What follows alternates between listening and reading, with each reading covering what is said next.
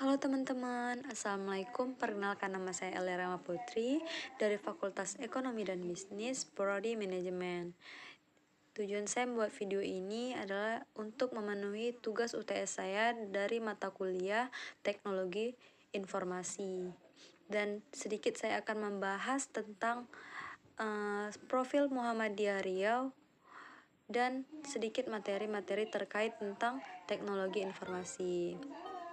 Nah, Universitas Muhammadiyah Riau adalah universitas perguruan tinggi swasta yang terletak di Jalan Tuanku Tambusai dan kampus satunya terletak di Kiai Haji Ahmad Dahlan. UMRI adalah kampus modern yang sudah sangat mengikuti perkembangan zaman. UMRI terdapat 8 fakultas dan 26 program studi serta fasilitas-fasilitas yang memadai. UMRI memiliki akreditasi B. Prodi Manajemen sendiri merupakan fakultas yang paling banyak diminati.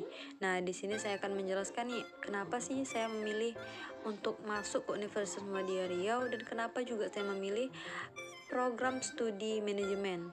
Nah, alasannya adalah karena manajemen sendiri yaitu adalah ilmu yang mempelajari tentang pengembangan.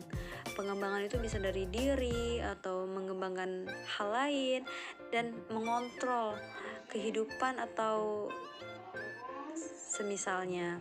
Dan insya Allah juga bisa mengubah mindset hidup dan pola pikir jadi lebih baik.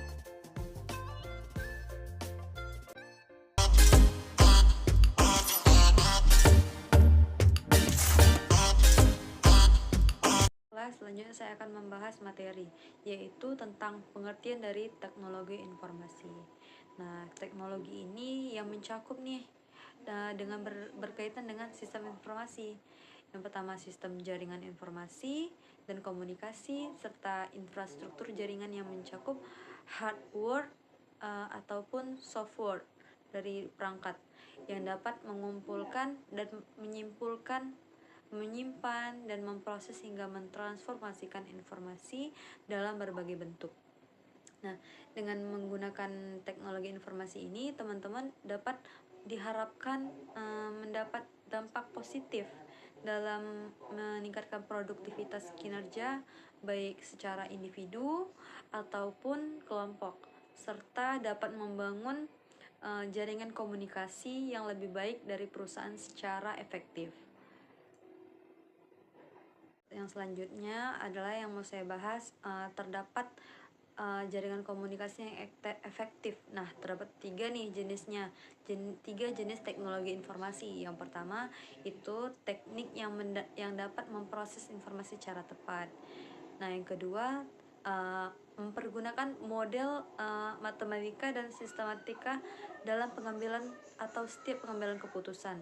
Yang ketiga merupakan simulasi tahapan-tahapan pemikiran tingkat tinggi dengan mempergunakan program komputer. Menurut teman-teman nih, apa sih pentingnya perangkat hardware atau perangkat software ini? Nah, sebelumnya perlu kita ketahui hardware adalah perangkat keras, yaitu hard itu keras, ware adalah perangkat dari komputer yang dapat dilihat dari kasat mata dan dapat disentuh secara fisik. Hardware sendiri terbagi beberapa jenis nih, yaitu dapat tiga nih ya, ada input, proses, dan output. Nah, sedangkan software atau perangkat lunak dari komputer adalah sebuah program aplikasi. Jadi software ini aplikasi yang dibuat untuk menjalankan suatu perintah dan mengontrol nih penggunanya. Nah, software ini terbagi di dua jenis, yaitu sistem operasi, kedua aplikasi. Berikutnya, saya akan menjelaskan tentang aplikasi sistem level-level manajemen sebagai dasar pengambilan keputusan. Dan berikut adalah tiga contoh atau konsep-konsep keputusan, yaitu konsep yang pertama yaitu keputusan tidak terstruktur, yaitu keputusan yang pengambilannya harus memberikan penilaian dan evaluasi untuk memecahkan setiap masalah. Nah, setiap keputusannya ini difokuskan untuk hal-hal baru yang penting, namun tidak rutin. Biasanya keputusan ini terjadi di manajemen tingkat atas. Pengalaman manajer dalam pekerjaannya ini mengambil keputusan ini, contohnya untuk bergabung dengan perusahaan lain. Jadi manajer harus memikirkan keputusan tersebut. Yang kedua yaitu keputusan terstruktur, adalah yang sifatnya itu berulang, beda dengan yang tadi ya. Kalau itu kan tidak berulang, kalau ini berulang, yang dimana melibatkan prosedur yang jelas. Keputusan ini dilakukan di manajemen tingkat bawah, contohnya keputusan untuk memesan barang atau keputusan penagihan hutang. Nah, yang ketiga keputusan semi terstruktur, di mana keputusan ini sebagian masalahnya memiliki jawaban yang jelas tersedia dengan prosedur yang disetujui bersama, di mana keputusan ini sering bersikap rumit dan perlu perhitungan serta analisis yang dilakukan secara terperinci. Contohnya seperti keputusan dalam membeli komputer yang lebih canggih, atau keputusan alokasi dana. Nah, itu butuh perhitungan tersistem. Selanjutnya sistem informasi di level manajemen tingkat bawah. Nah, sistem ini digunakan untuk menjawab pertanyaan rutin untuk keperluan mengontrol arus dari transaksi yang terjadi di organisasi. Adapun prosesnya transaction processing system, yang maksudnya sistem yang menjadi pintu utama dalam mengelola dan mengumpulkan data. Sedangkan proses kontrol sistem adalah sistem yang membuat keputusan dan pengendalian proses operasional.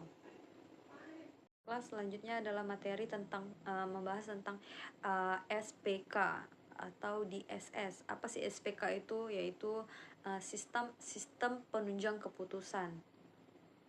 Sistem penunjang keputusan atau yang biasa kita sebut itu DSS. Dengan sistem manajemen ini, pengetahuan yang dimiliki peran dalam mendukung proses pengambilan keputusan untuk perusahaan atau organisasi. Pengambilan keputusan ini tidak dapat dilakukan secara sembarangan. Nah, baiklah, selanjutnya adalah membahas tentang data. Data adalah konten yang dapat diamati secara langsung atau dapat diverifikasi kebenarannya atau faktanya. Sedangkan informasi adalah konten yang mewakili data yang tadi, yang faktanya udah benar tadi, yang akan dianalisis. Nah, kalau pengetahuan adalah segala wawasan, bentuk pemahaman dan pengetahuan yang kita miliki semua secara praktis. Nah, apa sih perbedaan dari data, informasi, dan pengetahuan? Bedanya adalah data berada di dunia yang nyata, memahami bahwa data ada. Sementara informasi adalah kumpulan dari data tadi yang dikirim atau diterima oleh individu atau organisasi.